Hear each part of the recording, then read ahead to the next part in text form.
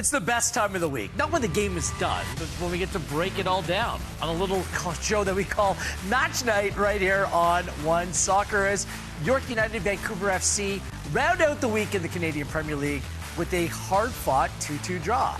Welcome to that said show called Match Night. Gareth Wheeler alongside Jordan Wilson and Christian Jack. Plenty to get into today, as usual, the best and worst of the week.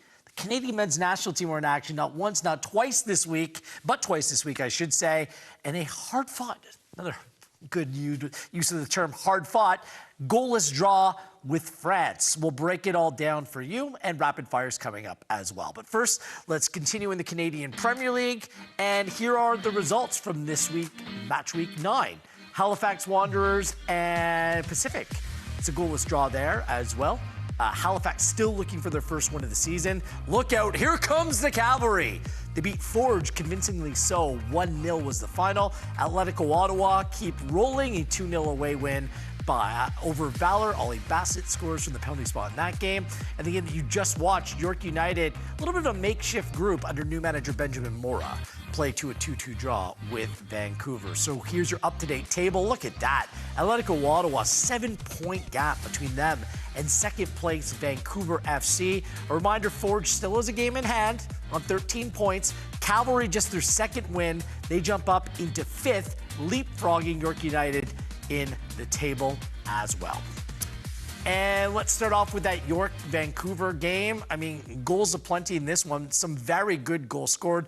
The one Cordova goal will be an immediate candidate for one of the goals of the season in the Canadian Premier League. But it also marked the first game in charge for Benjamin Mora, the brand new manager at York United. As we get into this game, KJ, what did you make of this first look under a new manager for York? Yeah, it's interesting to see some of the changes already, right? Where there's quite a few players out. No Austin Ricci, no Brian Wright, no Mubabuli, no Brem Samaro, some of the arguably the best players. But, every credit that they were able to get a good start. Tactically, they played with the diamond, they played with the back three. We heard at the end of the match there, Elijah Adakubi referred to that. But I just think with York, and I think with their coach being the standards that they're setting, is that when you get 2 leads and you don't get 3 points, I think that's a big disappointment for them today, Jordan. It has to be, right? And looking at last season, this was the pitch and the place where they didn't get those 3 points. But what a strike by Cordova there. That is something you could be proud of. Definitely a contender for goal of the season. But yeah, KJ, I have to agree with you, right? With the handball here and the 2-2 draw, you have to think that this is a team that you can maybe put away on the day. They did enough. Vincenzini with the save, but... And you called this, KJ. You said, hey, you had the hand down, but it just wasn't enough. He was off his line early, and there was about a dozen players, it looked like, inside the box before that ball was kicked as well. What do you make of the system under Mora? Like, this was a little makeshift. It had to be a little bit pragmatic without Ricci, without Wright, without Solanovic, without Babuli up top. But what do you make of this system? Is this the plan for York United moving forward under Mora? From what I hear, all the little birdies that I speak to, I think the diamond is something that Mora and the Pasquale brothers want to do. I would never think that York would play maybe like a 5-3-1-1, and then, but in terms of their clientele and players, I can't help but think that Babuli, when he's fit, is in that squad. Ricci, Wright, those type of players, and just figuring out where they play. Does the diamond suit all of those players? I don't think so. But if this is the way that they want to play, there's players that want to get into the squad. So I like what they did today in terms of Wojciechowski stepping up and Giraldo playing in the pocket, and Cordova, I never thought he would play in the middle. He played well today. So this is a nice York side. I think any CPL team want to have success in this league is going to take 20 guys. And you can see kind of, dare I say it, like the B-list really stepping up today, the guys that don't normally play, KJ. But if they can play their best, then York has something in it. Yeah, look, a lot of variations to tactics, but when you get the diamond, it's usually with the back four. Yeah. Four diamond and then a 2 up front. And it doesn't appear that's what they want to do. We'll see. But today, to play with a back 3 and a diamond, I think that Batney suits well with Stirring, and then Leon coming in. It looks like they've got some good stability. A lot of the time, they can't find consistency, York. Can they keep the consistency with the injuries, get people out there? But I don't know if you can get all those attackers on the field. But Babuli obviously at the top of the diamond, Samaro at the bottom of the diamond. You've got other players that can fit in there. But, it will be interesting to see that battle up top between Ricci and Wright. By the way, Benjamin Mora's match day outfit, Give it a thumb up as well. Clean. Looks pro, not like dressing down like Pep Guardiola. I'll leave that alone.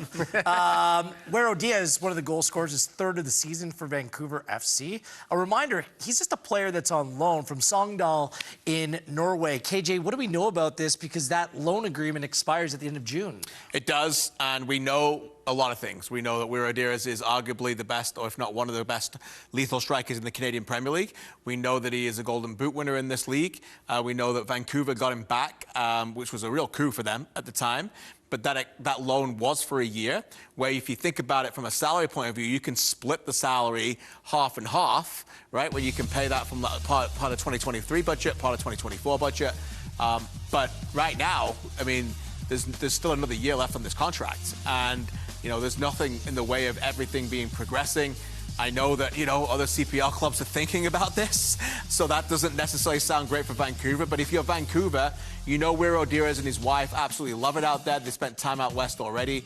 They want to try and figure this out. But at the moment, the ones who have the cards, that they're holding all the cards in their hand, is FC Sogndal. They have the ones that they have the ability to say, we want this amount of money to pay for it, and until you do it, then we're going to wait and see. The player does not have all of the cards at the moment, Jordan. He's just got to figure out what's best for him. But right now, it's precarious, because if you're Vancouver, your trajectory is going well, you need him. Our Eagles can't lose them. Look, our Eagles, we thought about it and we talked about it, Wheels and I. If they lose them, I don't understand this free-flowing team that loves to attack if they lose such a prolific striker. And I'll say that, a prolific striker in Wero Diaz. Hope he stays, but again, it's above us now, right? Vancouver hanging around, still second place. This is a good spot for them right there. Yeah, not soaring to the great heights, not quite yet. Okay. In the conversation. In the conversation. It's a good point today for them. Now. Good It is a strong point. An away point, yeah, a really entertaining fixture to wrap up the weekend.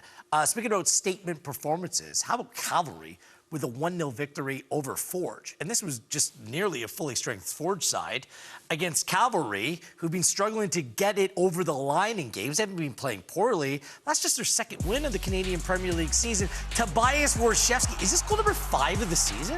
They scored 5 already as well. Just a nice little reminder now, KJ, not to sleep on the Cavs. Yeah, a big moment for them, right? They played well in the game, and to be frank, if they'd have drawn again, you wonder what their mental state would have been at. Like, they're always pretty measured. I think Tommy Wheeldon Jr. would have said the similar things. But eventually, if you're going to be unbeaten for a while but not winning, Dan Klump said it last week, you know, we're getting sick and tired of drawing these games. Yeah. You got to go out there and win them, right? And I think there's some big players that stepped up. I thought Klump was excellent. Sean was great. You know, this is the red card late for Kane, who came on for Forge. He brought on a bunch of young players late. He gets to go and walk off Spruce Meadows all the way to an under-20 camp now for his elbow into Gutierrez.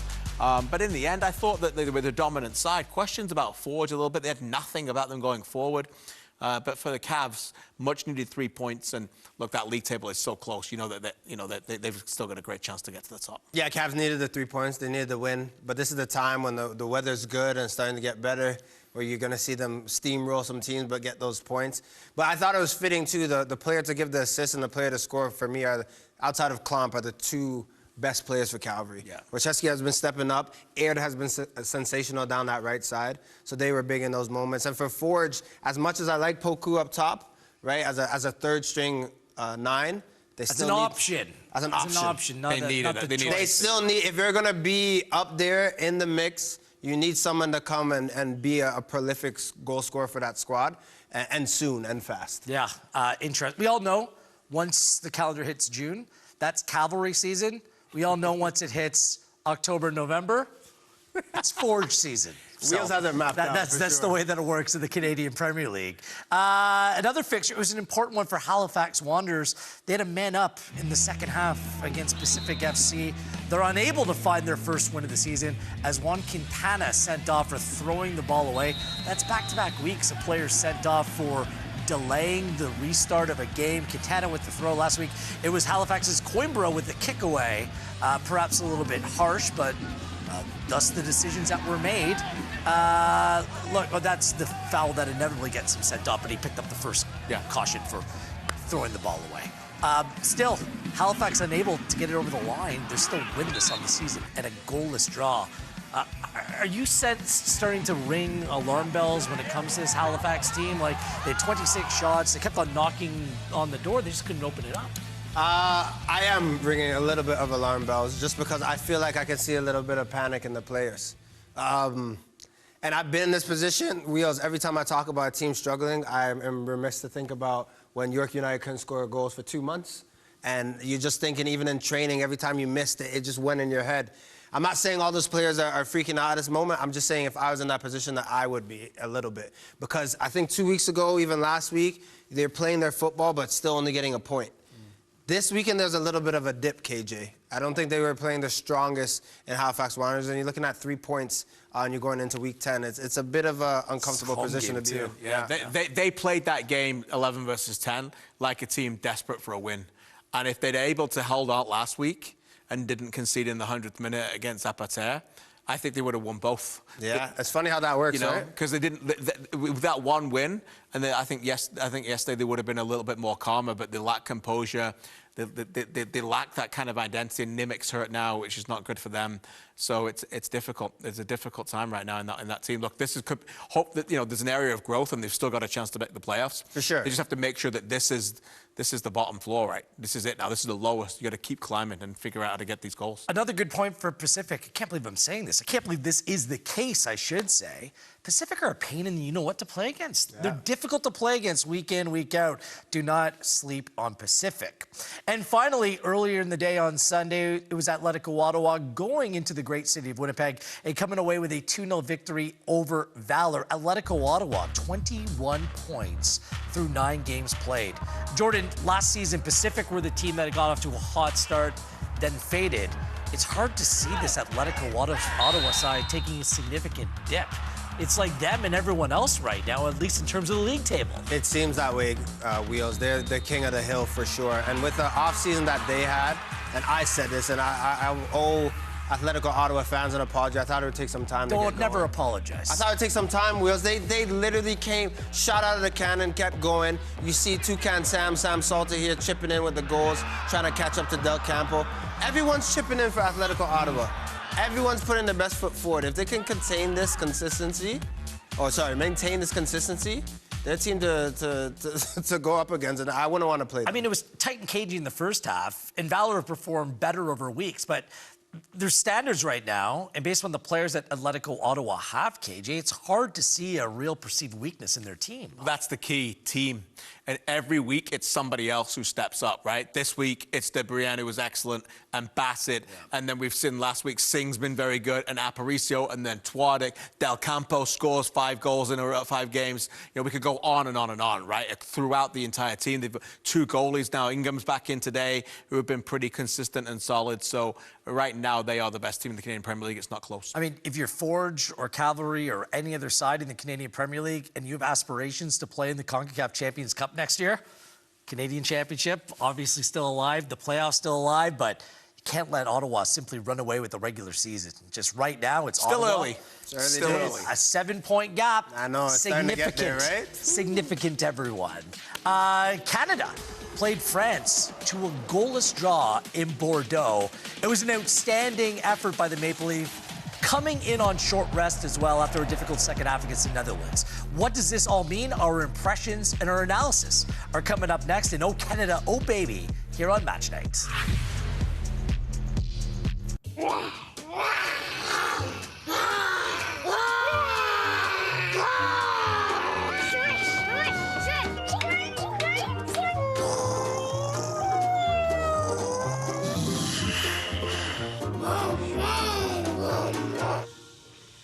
Power doesn't sound like it used to.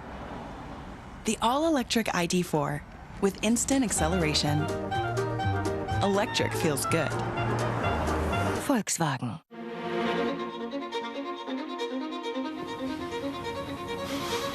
Do we really have any choice at all? Everyone has a choice, and every choice has a consequence. Which do you choose? Life's full of tough choices, isn't it? How do you choose?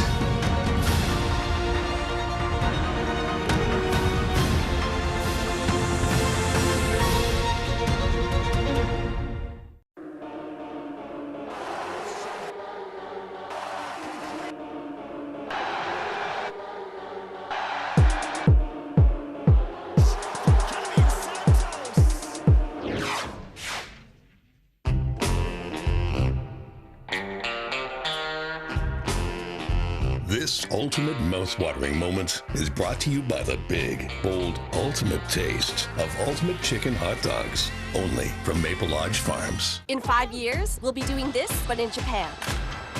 In 5 years, my family will be joining me.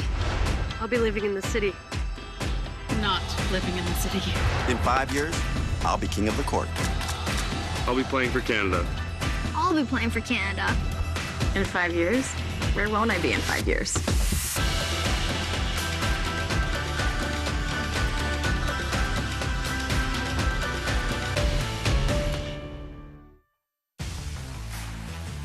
A big result in international football, like notwithstanding Canada's involvement, but France, one of the joint favorites heading to Euros, goes and plays to a draw at home in Bordeaux against Canada. It's a goalless draw.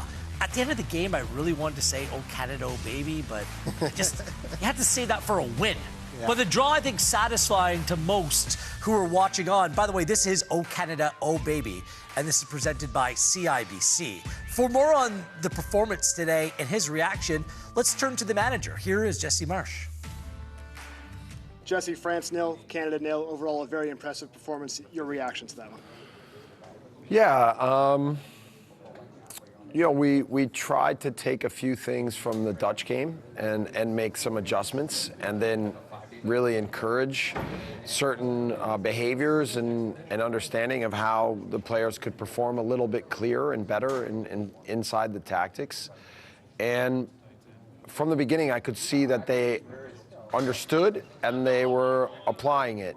And then when they felt more and more the power of the unity, I think then they got even stronger in the match. So, you know, in all phases of the game, I thought we were pretty solid. Almost gave a little bit relaxed on a corner in the first half, but overall a pretty strong performance and yeah, a big step forward for us. It seems a bit of a crazy question to ask, but with Liam hitting the bar there, is there actually a bit of disappointment not to win this game? Look, I mean, of course, you want to look at it and just think about it as what is it to our overall development. But, you know, there were not just a moment with Liam, but there were, in the second half, 3 or 4 moments where if we can be a little bit better with the last pass, we could score an easy goal. So, you know, we still have had 2 matches and we've taken a big step forward, but we don't have any goals yet, you know? So we've got to still find a way against the best opponents to be dangerous and be clear in the last third and find ways to get goals. Last one, Jesse. It was a big opponent in a big atmosphere here. It's only getting bigger now. 80,000 in Atlanta is next against Argentina and Messi. How do you prepare the team for that mission now?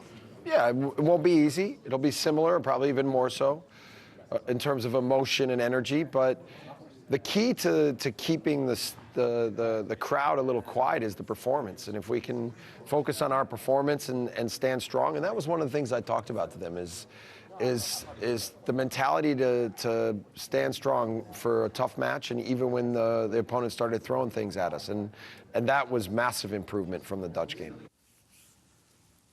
I'm thrilled for the players that they put forward that kind of performance, guys. I'm thrilled for Jesse Marsch as well. You're playing a team that are one of the favorites to win Euros, and you've had a couple days worth of training with a brand new manager, with a group of players that haven't played anywhere near enough football over the last 10 months.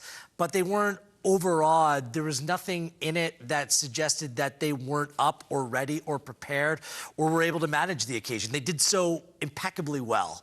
What were your big takeaways, KJ? Because coming off the Thursday game where they lost 4-0 to the Netherlands, first half they played well against a really good team, but there was a lot of opinion, a lot of takes coming out of that game, and I have a feeling that some of those opinions may have changed here over the last 3-4 days. Yeah, possibly.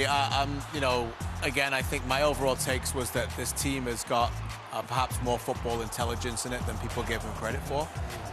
They have the ability to make adjustments, and they have the ability clearly to listen and take in information and then go out and execute what the information requires them to do.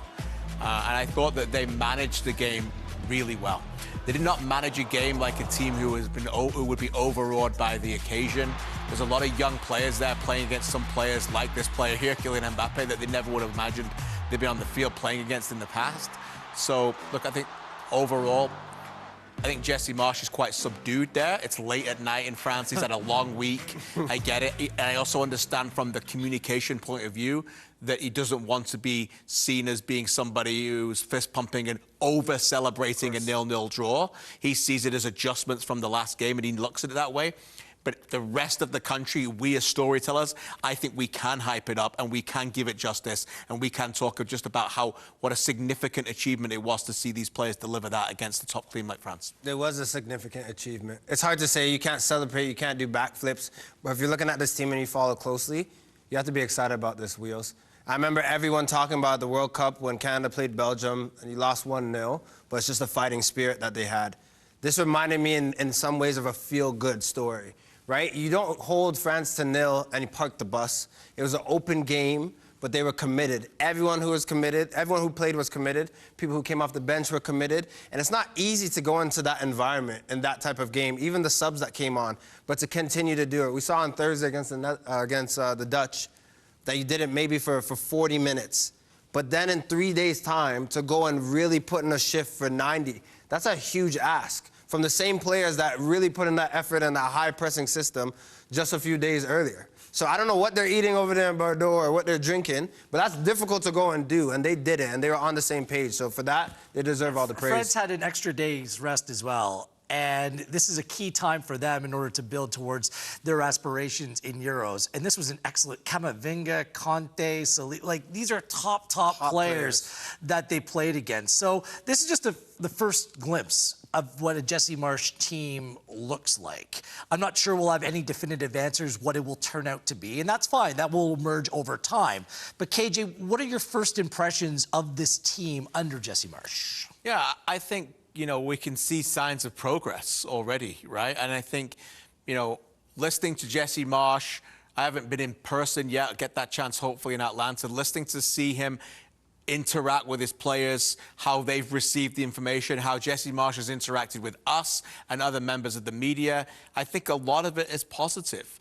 For me, he comes across as what I think I would describe as a compassionate leader. I think he genuinely has shown authenticity, that he cares for his players.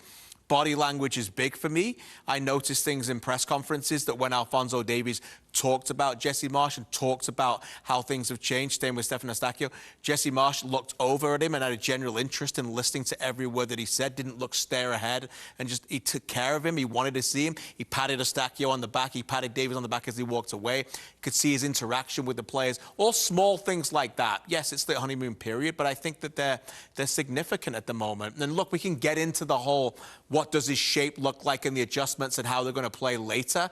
But I think in international football, particularly when you don't get these squads for long, I think those things, the characteristics, the culture, the relationships that you build are essential at this time, a little bit more than they are in club football right now as you build something going forward. Right.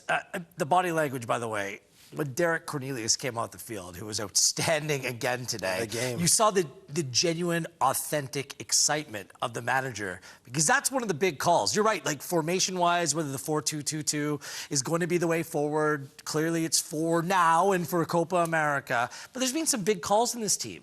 Two relatively inexperienced center backs at the national team level in Cornelius and Bombito stepping up. Alphonso Davies playing left back, giving license for Liam Miller to play in that role. There has been important calls that he's made already. And I think, other than the one half of football in the Netherlands where there was changes, some bad goals given up, everything looked rather connected. And that message of compact and some of the things that he's trying to preach, it seems like it's resonating. I think so, right? And to do that so quickly with our group, he didn't have that much time to get everyone on the same page. And before Marsch was hired, I was just beckoning and asking, whatever happens, whoever comes in, get everyone on the same page. We know the talent that is in the squad. We know that they haven't reached their ceiling, and of course they could progress. But getting the team on the same page. And that's what we saw for 2 games. Specifically today, everyone was bought in, and you can always build from that point. You could talk about tactics, and you should do more of that. But if everyone's not buying into your system, it doesn't matter. And this is what we saw today. So that's why this is such a beautiful day. All right. So if we're having this conversation 24 hours ago, maybe where the state of play, the state of the program is heading into Copa America, perhaps I would have skewed a little bit more negative. Now that this result played out, KJ, what's the state of affairs as we head into a game against Argentina in what is a significant tournament for Canada and all the teams competing in it this summer. Yeah, look, I think whenever I answer questions like this, I have to think right away what is internally the state of affairs, right? Like, we're external judges and the jury of what we've seen with the evidence, and I know I don't see much of it, but I'm sure there's tons of social media reaction to this. But I think internally, what are the state of affairs is the most important question. And you can see how connected these players are and some of these young players and what an opportunity they've got. And, you know, John Herdman did a marvelous job with this team for a long time. But it's time for moving forward, and it's been a new era with Jesse Marsch. But you look at some of these players, and this is their time now, and it wasn't their time under John. Yeah. You know, this is Cornelius, this is Bombito, this is Kone, this is Liam Miller. You know, this is a different-looking group right now. This is Max Grippo or Dane Sinclair. So already the changes have already taken place in front of our eyes, and I think that's important. And so, for me, internally, where they stand, you know, this is a significant reference point in the future of this program.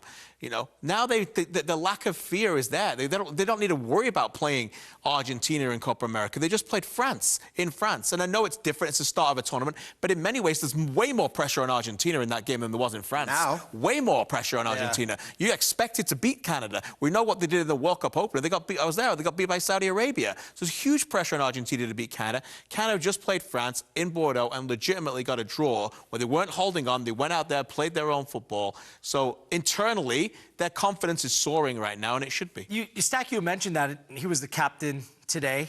He said that this is a new team. And although, you know, some of the star players are the same individuals, the leadership's changed in terms of the managers, in terms of the coaches, in terms of some of the bigger voices within the squad anyways. And oftentimes people just look at the coaching staff, but what about the players as well? Like, the players' roles are critically important. That's why I feel, and that's why I call this is Canada 2.0. It is. And the challenge is to make this version better than the last one. That is the challenge, right? And I think players that stepped up, you can even see players that are emerging. I know we'll get into it later, but a performance like Kone today, but that is under the tutelage or the partnership of Eustachio, right? Learning from someone next to you and battling. Of course, he's been killing it in club football, but when you come together, you want to have that brotherhood and partnerships all over the pitch. I think Davies, Thursday, you saw a bit of him. There was like a prelude, but today showed that for me, he's the best left back in the world. When he's on his day, he can defend, he can go forward. There are leaders that are stepping up for this program, but it's also for me that just transaction between manager and player. If you can get that belief from a manager to go out and be your best self, then you see performances like this. I don't want to get too ahead of myself, because obviously Copa America, but we should celebrate this moment, right? 0-0 against France.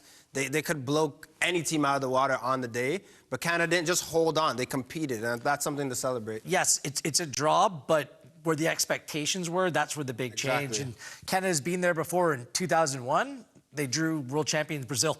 So there are reference points in Canada's past. It's making sure that you can replicate performances like that. Not just the result, but the performance was the thing that was so impressive, the manner by which they did that. And we'll see June 20th down in Atlanta, Georgia at Mercedes-Benz Stadium, whether Canada can do it to another sensational number 10 in Lionel Messi and the world champions of Argentina. One Soccer Today, Mondays and Thursdays right here on One Soccer. We'll get into some of the individual performances and perhaps selection issues facing Jesse Marsch heading into Copa America next. Hey, so Mom's thing's coming up. Should we book flights? Let's do it. We could go a day early. Or the later one? With over 500 flights daily, we have a flight for that.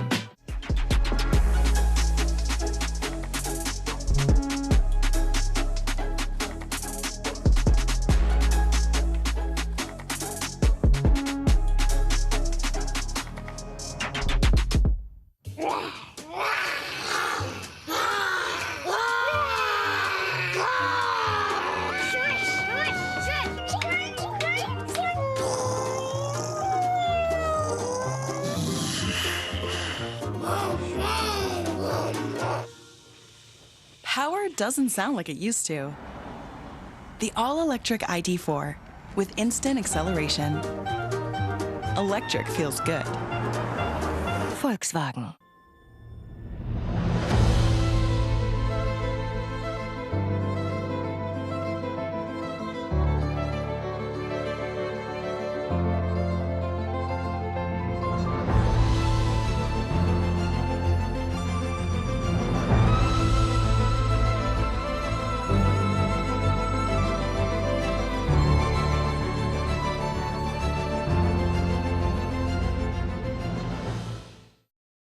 Tony Bet. At Tony Bet, get treated like a VIP. Bet on live games with odds on all sorts of sports. That's what you get when you bet with Tony Bet.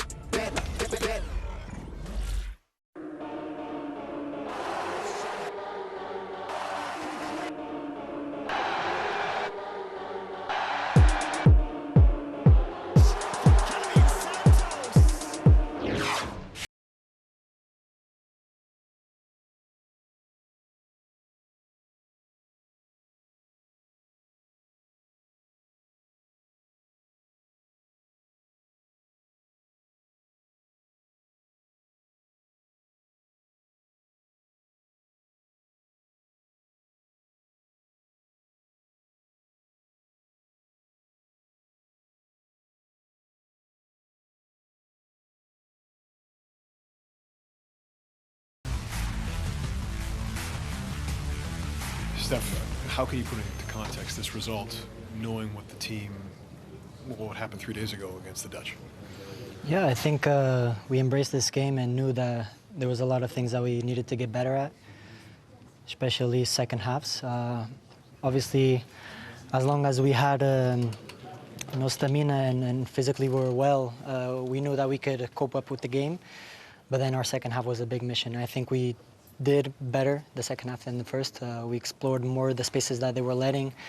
And this is one of the best teams in the world with one of the best players in the world as well. And I think we showed ourselves. We were fearless, and it's deserved, this tie. Sorry. The captain, Stefan Eustachio, following Canada's goalless draw with France. Gareth Wheeler, Jordan Wilson, Christian Jack with you. This is bonus. So Canada, oh baby, presented by CIBC. Should the captain's armband stay on that man's arm right there, KJ? I mean, you're never in any rush to go out and select your captain. We saw Alphonso Davies wear the captain's armband for the game against the Netherlands. Or is there still going to be a little bit of a process before Jesse Marsch decides who he'll give the captaincy to inevitably? I think from what I'm hearing that this rotation will end June 20th. Okay. So I think a decision will be made. And I think that's the best thing to do, by the way. I don't think we want to have this consistent conversation. I don't think Canada needs that where they're having rotating captains between game 1 and 2 and 3 in Copa America. Only Jesse Marsch and Canada truly know internally who the best candidate is. My pick would be Eustachio for now. I just think at the moment, Alphonso Davies, by given an opportunity to lead and be captain, I think has shown signs that he can do it in the future. I think we've seen signs of great maturity from him. He's certainly making himself more available now. I know that his teammates have noticed that and enjoy that and respect that, and he's stepping up and being more available. That's always been something they've asked of him in the past externally. But I still think Stefan Eustachio has got that level of emotional intelligence, leadership qualities, and that I think that his game is, although has not been played enough at Porto, is consistent enough game in, game out that he won't let the captaincy change it. And I think Alphonso Davies has got a lot of things going on right now with potential changes at club level, trying to work his way back into top level form. And I would just say, you go out and be you right now. I don't need you to take this as more of a distraction. I understand that take. I mean, good and bad, your captain's going to speak up. They're going to be the ones talking to the media. They're going to be the ones standing and being the face of the team. Alphonso Davies, no matter if he's the captain or not, he's going to be one of those faces, if not the face. But Eustachio mentioned in the pregame before Canada playing France, he's just that voice and that presence in the midfield where he plays, that engine. I know it's between those two. Whoever you pick for me, I don't really mind. Who would you pick? For me, right off the back, I would go for Alphonso. I think as well, it's not just because about being the best player. I think it's also a challenge for him to step up. And you can have different types of leaders as well. I don't see a world where Alphonso Davies is the one really rallying and the loudest voice. I see Eustachio naturally, the position he plays, the way that he goes about his football, he's just that person. But I think this is a decision for Marsch. If he put on Alphonso, I think he would thrive and maybe step up. And he's also a player where you want to see him being in that leadership role for years to come. So maybe this is the time to give him that responsibility. Regardless where he goes, I think it was really smart of Jesse Marsch to give him Alphonso Davies the captain's armband for his first game. Definitely. I think it sent a message to both the player and the team that Davies is going to be part of the leadership group in one way, shape, or form moving forward. I thought it was a really smart decision by Marsch. Let's discuss more about Alphonso Davies. It's the ongoing conversation. Where to play Alphonso? Played left back, back-to-back games, mixed bag of results against the Netherlands. I thought he was really good today, by the way, against some really good players. That battle against Dembele down the left and right was something to watch. What do you make of him playing there, KJ, back-to-back games? You think that this is the place for Jesse Marsch, for him to play Alphonso? Yeah, I keep feeling like I've answered the same question since Keep doing it, buddy. since 2017. Put those 10 toes so down, I'll man. keep saying the same answer since down. 2017. I like him at left back, you know, and I know a lot of people don't. For me, it's the best position. We saw signs today where Canada shifted Cornelius over. Worked better. We showed this tactically where he was able to connect with Liam Miller and come inside like this, ask Liam Miller to stay out wide and have that build-up play where you've suddenly got that dynamism in midfield, where you can have the quick tactical look and the quick touches, break away. Davies is there inside and can play a role in that. And then suddenly you've got Camavinga following him rather than the fullback in those areas. And this is what we want to bring out of more of Alphonso Davies. Of course, they need to find him in central areas to be that attacking threat. But I would rather have him in those positions where he can connect with Liam Miller like this, as I showed at halftime in these tactical plays, than have him further up in the field right now. And I just think it gets him involved more in the game. And I agree with you, Gareth. I thought he was really good. Yeah, for me, he looked more comfortable with the mindset of going forward. I thought that Frimpong put him back too far back where you weren't playing to his strengths. For me, Canada used him to his strengths. So I think that in that role, the way that he is used will continue to evolve as familiarity comes into the team with the players playing this way. The few days between the Netherlands match and the France match, you can see with Jesse Marsch on the Canadian side, how they worked on going forward. 3 in the back, going down the left side. Alphonso Davies was high at the start of the match, but for the majority of the match. Yeah, there are movement with Miller, and sometimes he come in, but this is how you play him. He has his defensive responsibilities. He has to get back, but he gets forward, and he's wide. No one in this world wants to mark Alphonso Davies on the touchline, the ball getting to him, or him coming inside. And I like that you start from a place where he starts defensively, and then maybe he's switching, going inverted, switching with Miller and doing all these things once the game goes on. But before, when we had him, playing him at a 10 and right wing and throwing him all around, there's no way that a player can keep his consistency. I love the way that we went about it today, keeping him there and just in moments he popped into different spots, because that's how you're going to get productivity out of it. A number of players were in consideration for performer of the match, but let's be honest, Canada don't come away with a goalless draw if it wasn't for Max Crepeau. Made 2 saves, both in the first 15 minutes, which were outstanding. One was on Conte, one was on Thuram as well.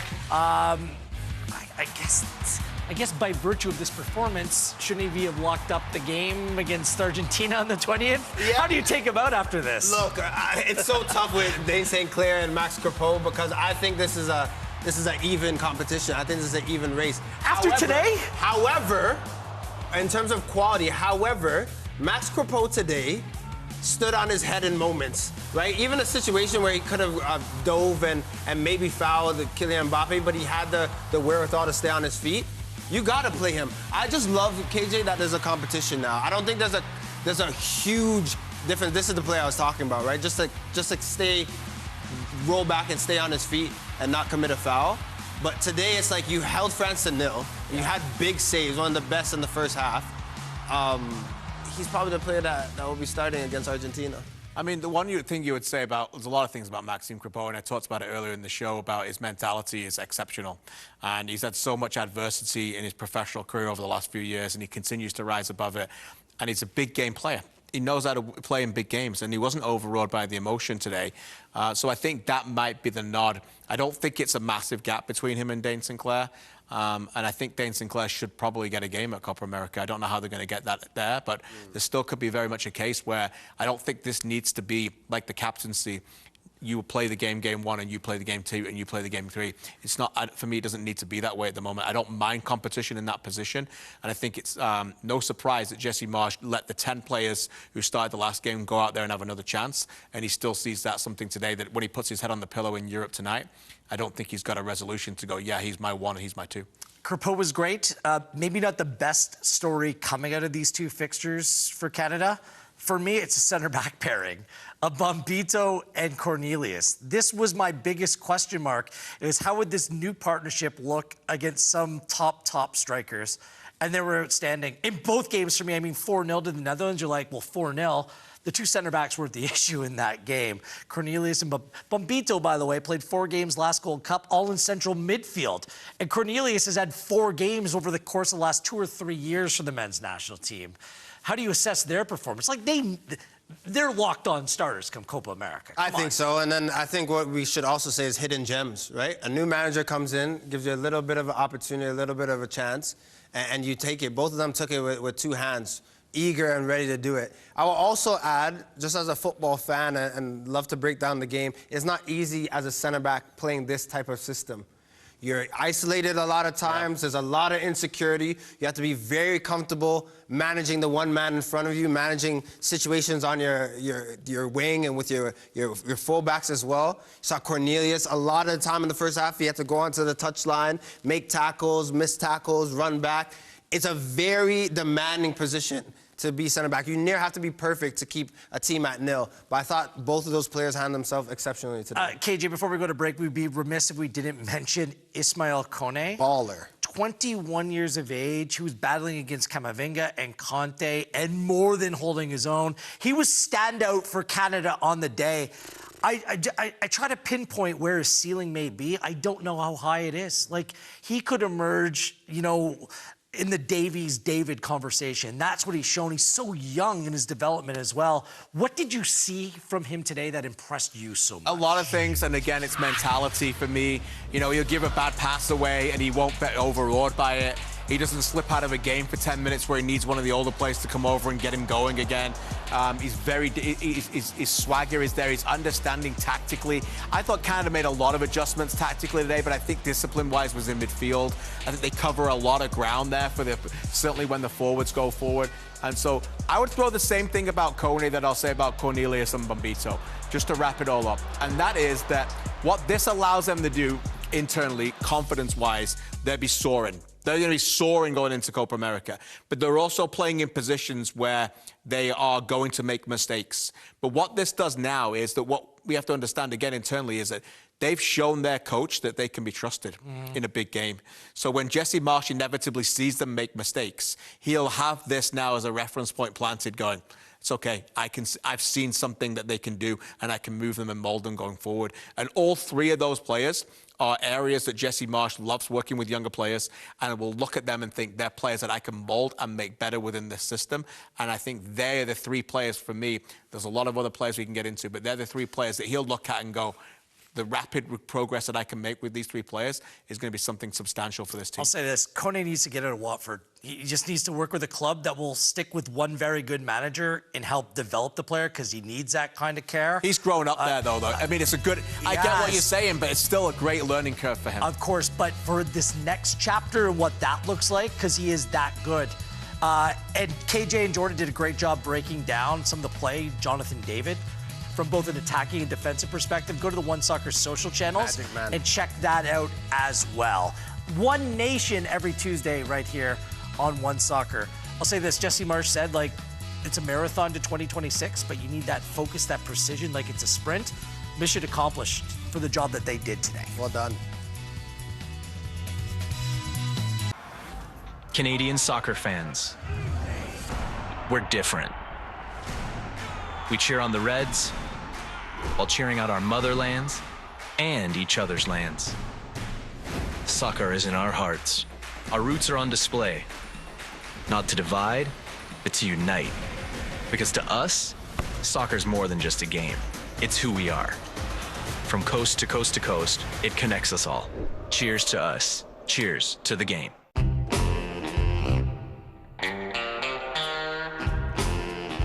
This ultimate mouth-watering moment is brought to you by the big, bold, ultimate taste of Ultimate Chicken Hot Dogs, only from Maple Lodge Farms. In 5 years, we'll be doing this, but in Japan.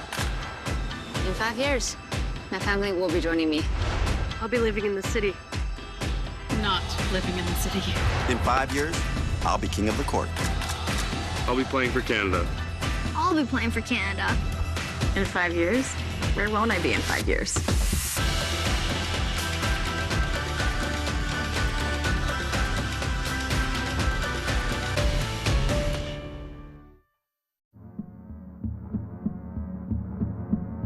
Gatorade. With electrolytes to help replenish what's lost in sweat, carbs to help fuel your working muscles, and fluids to help you hydrate. Scientifically formulated so you never stop competing. I do this for my town, my time, my time. None of you people can tell me to stop. Rehydrate, replenish, refuel. Gatorade.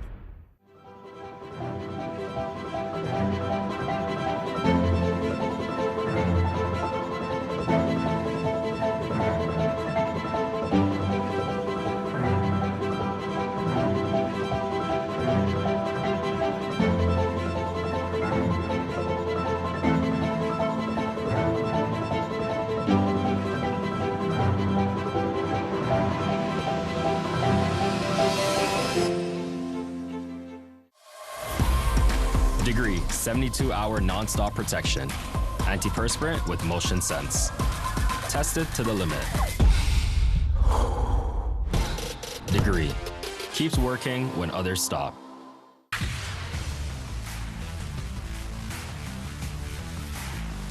It's best and worst here on Match Night with good, better, best, or better, best, I thought you were going to say worst. good, bad, and ugly. I'll take ugly. Oh, no. All good looking. Come on, buddy. All No evenly chance. good looking I'll here. take that one. No.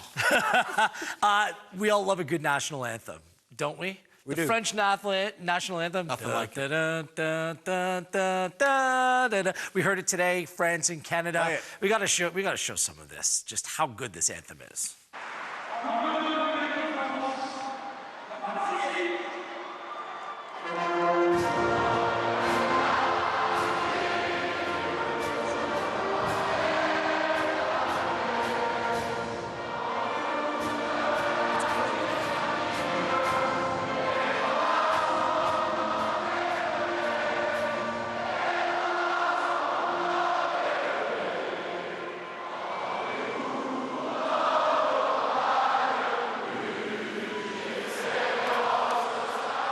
It's a brilliant anthem, isn't it? It's got pageantry, it's history, it gets you ramped up. KJ, we are purveyors of national anthems at sporting events. Yes. Is this number one on your list? It's right up there. Probably top three. Okay, let's go top three. Okay, top three. By the way, that is powerful because the fans are singing it. Yes. It's not sung by someone else. So my call out would be the World Cup, June 12, 2026, full house, BMO Field. Can the fans just sing "Oh Canada"? Yes. And that makes a powerful image for me in the powerful moment. So, look, I've been blessed to go to many international sporting events, and the anthem is one of my favorites. I'll go France's top three, but I like Japan. Okay. Very, very powerful Wow. and moving. But number one, Wales. Wales, that was my number one. Number one, Wales. There's Yeah. nothing like it. I'm sorry. I was at the World Cup all three games. Tears Being in in my eyes. Cardiff for a Welsh game, Welsh anthem is woo. Anything else you'd like to add to the list? Francis is great, but honestly, I Italy? know this is good, but I love Canada's, and I don't know about God Save the King, like, because I don't really sing that. I'm used to saying the Queen, but I think England's is top notch as well. Because it's quick too. Yeah, And it's fast. powerful. You get to the point. Brazil's got to be in Yeah, the mix good too. shout. Brazil gets There's shout a lot as of well. good ones. Wales, my dad would be New proud. Zealand. I see my dad in tears with the Welsh national anthem. It's emotional. We want to say goodbye, farewell. We'll see you soon to Fernando Lopez, one of the founding CEO, I should say, of Atletico Ottawa, has departed our nation's capital, and he's taken up a role with Real Zaragoza back in his native Spain. He put in so much hard work with Atletico Ottawa, establishing the club, getting off the ground, and the support and the following within our nation's capital. It's outstanding, and a lot of that you can draw a line straight to Fernando Lopez. Straight to him. A real gentleman, a class act, and a football man. I will miss our conversations in person. Hopefully they'll carry on for many years in different ways. But when you get people like that, of that football brain in this country, you need to hold on to them as much as possible. I've certainly enjoyed having my conversations. Charismatic and a lover of football. Will be missed. And his nightclub jeans, like that denim, that'll stick to me. And guess what? He liked the banter when it came, our banter when it came to Atletico Ottawa as well. My banter, yes. Let's get to this, because we addressed this a little bit earlier in the show. Juan Quintana picked up a yellow card for throwing the ball away. Thiago Coimbra just little kick away the ball last week. Both led to cautions. Both players were inevitably sent off for a second caution as well. Are officials getting a little bit too picky on this rule here, Jordan? A little bit, but rules are there to be followed, right? Don't touch the ball. Like, look, I don't want to sing like I'm talking from a high horse, but if I fouled someone, just don't touch the ball. Let one of your players throw it back to them. Don't touch it, because this, you can put yourself in a situation where you can get a yellow. Officials are the guardians of the game. Plain and They know simple. the rules. Don't make them the story. The officials are doing the job. It's the players' fault. And also, we're watching it from a very different perspective, especially if the referee gives you a warning on the field. Just leave it, and then the expectation should be there. It was a nightmare week for CONCACAF, really up until Sunday when Canada drew France. Colombia smashed the United States. 5-1 was the final. In the U.S., in many people's eyes, the best chance for a CONCACAF side to do damage at Copa America. Mexico was embarrassed by Uruguay. 4-0 was the final. What do you make of this, KJ? What I'll always make of it is that there's nothing like South American football, and Copa America is about to land in the United States and show the region how to play at an intense level. Brazil last night was brilliant. Again, Endrick getting the winner. So, look, I don't think some CONCACAF teams are ready for the intensity. And it's not just them, by the way. Wait till you see Chile. There's other teams. There's a lot of good teams. That's my reaction, too, because I hear this being thrown out there a lot. Well, it's Chile, it's not Peru. These aren't vintage sides for those countries, but the football's just different. In South America, football is everything. It's a culture. It is a religion. They'll be ready to play. And we're about to see it, but this is exciting times. The intensity that they bring. It's different. You know, it's different. Their World Cup qualifiers are always, every game means so much. Totally. It's great. Speaking of intensity, Christian Zeppieri had a moment on the field, but I think Jimmy Brennan in the broadcast booth absolutely nailed it. Zeppieri going forward, he's in all alone, to which Jim Brennan added, just tripped up on the turf, give the turf a caution. Yellow card. Look, poor guy didn't expect to get on probably in the first half, and this was his moment where he did so well to win the ball, and then the legs were just like Jello. Yeah, your legs ever felt like that, bud? Never felt like Jello. That was a 96th minute type of run. You've had a lot of running on that field, buddy. Never had the Jello legs like that. Bless him. I feel like it's me on a Friday night during my university days. Or was it a couple weeks ago? Either way, I can feel his pain. Good stuff to Christian. Onwards. And just I hope that there isn't a delay of game by the turf, because then what would you do? Send the turf off? Anyways, leave that alone. We have rapid fire Copa America style next. KJ and Jordan will weigh in on their thoughts on this upcoming tournament. It all kicks off a week and a half from now. We can't wait for it. It's match night here on One Soccer.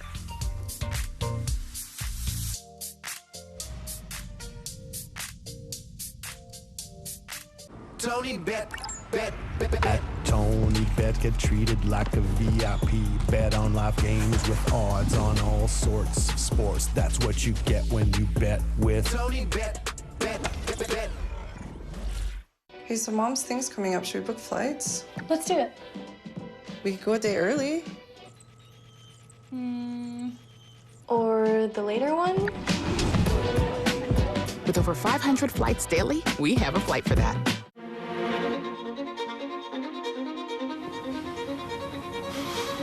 Do we really have any choice at all? Everyone has a choice, and every choice has a consequence. Which do you choose? Life's full of tough choices, isn't it? How do you choose?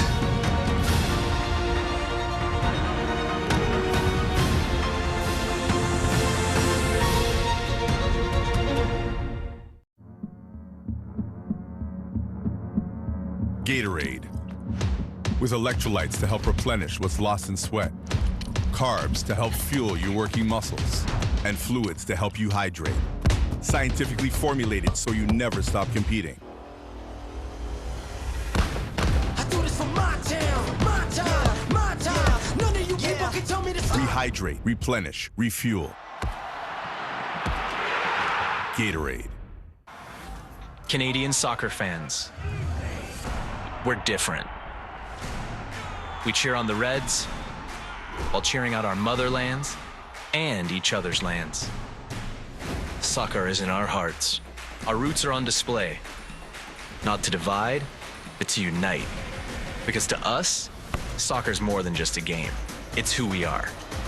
From coast to coast to coast, it connects us all. Cheers to us. Cheers to the game.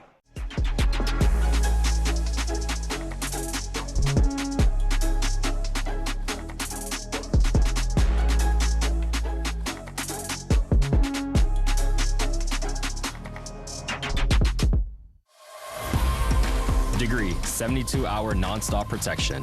Antiperspirant with motion sense. Tested to the limit. Degree, keeps working when others stop. This is the final score presented by TonyBet. Here's a reminder of how things finished up in this weekend's action in the Canadian Premier League. Remember, you can win $100,000 or a trip to the 2024 CPL final by playing TonyBet's Canadian Premier League Predictor. Visit predictor.canpl.ca for more information. Wheeler, Wilson, KJ with you, wrapping things up. We put Oliver Platt to work again. The cards are out. Rapid fire questions. So don't blame me if you don't like them. Blame the Platt. It's Copa America themed. We're approaching the start of this summer's tournament. This question very direct, and Ollie wants an answer. And so do I, and so does the viewing public. Jordan Wilson, the Copa America winner will be... Welcome to Brazil. I think Brazil's winning it. Okay. No explanation? Just that was a reference to Fast and Furious. Or Fast and, I totally went over my head. I think it's like Fast 5. Which one? Fast 10? I think it's Fast 5. I think so. 8.5. Anyways, I know. KJ? Brazil. Yeah. Because their run is pretty comfortably easy to the semis. Got it. And they seem to be doing pretty well in Copa America. It's only when they get to World Cups that they capitulate mentally. No Argentina? I think they've got a shot, but it's going to be tough. These are our favorites. Uruguay under Bielsa is very interesting. Yeah, as well. Uruguay are fun. I'll say that. They're fun. The player I'm most excited to watch at Copa America is Mr. Christian Jack. Wow. Lionel Messi. Yeah. I mean, obviously that's the number one answer. All but right. I'm gonna put Okay, you want a different one? No. I'll give you a different one. I'll give you a different one. Always Fede Valverde. Yeah. Ooh, big I'll shout. Take your pick on that. Yeah, for sure. By the way, Darwin Nunez has scored like in 5 games in a row for at like that. Uruguay, but he can't score for Liverpool. Vinny Jr. Like this guy had an exceptional year. I just want to see him show up for Brazil. He's a marvelous Do you know what player. I'm Isn't gonna he? say? Like what a guy. Like, based on today, I want to see Ismail Kone. Why not? There you go. Get on the Let's train go with the with that. Canadian. Come on. I am right. I am Flavor that's Flav. great. I'm the hype man when it comes to Ismail Kone. Ismail Kone. The number of CONCACAF teams that will be reaching the knockout stage of Copa America will be, KJ? 2. Oh, good job. And who will they be? That's not on the question. What a cop-out. That's not cop-out. It's not Cop-Out America. It's Copa America. Is that on Platt's card? Okay. No, it does not say. No, Do you want to give a number as well and not say who? No, I'm gonna say 2. I mean, it's hard to back the Americans. After the shellacking they just received. But I feel like they're gonna sort things out. I feel like they'll make it to the next round. I'll be more direct. 1. Who is it? Does it say on the card? Couldn't even answer his own question that he added. Jordan, Canada has a blank % chance of getting a result against Argentina in the opening bat. After today? Winner or draw? After today, I'm What giving percent? it 33%. 33? 33. Wow. KJ? 10. 10. I was going to go 7. Result is a tie as well. Best time. 33. By the way, today? best time to play him. 33. The first game. Best time to play him. First sure. game of the tournament. First game. After this result as well? You want to play him first. We have 20 seconds, but it's just a 2-word answer. A player not in the Canada squad this week you would take to Copa America is... Jason Russell-Rowe. Yeah, that's Well, that's 3 words, but well done. I mean, I think he'll be there, right? I think Good one, KJ. Good one. I keep breaking the rules apparently here. Jordan, final word? I think so, too. I think he's the one. You want to see Russell Rowe, no? I'll get final word. Ali Ahmed. That is 2 words. I love how I go 2 words and you came up with one guy with 3 names. That's awesome, KJ. What a day for Canadian football. Honestly, good vibes now heading in. The only one that's upset is Jesse Marsch because he's got to say goodbye to them for about 2.5 days. He wanted to keep them all together, but Copa America's on the horizon, and sky's the limit. Let's see what happens with this Canada side entering the summer's tournament. On behalf of Wilson and KJ, I'm Wheeler. This will be Match Night here on One Soccer.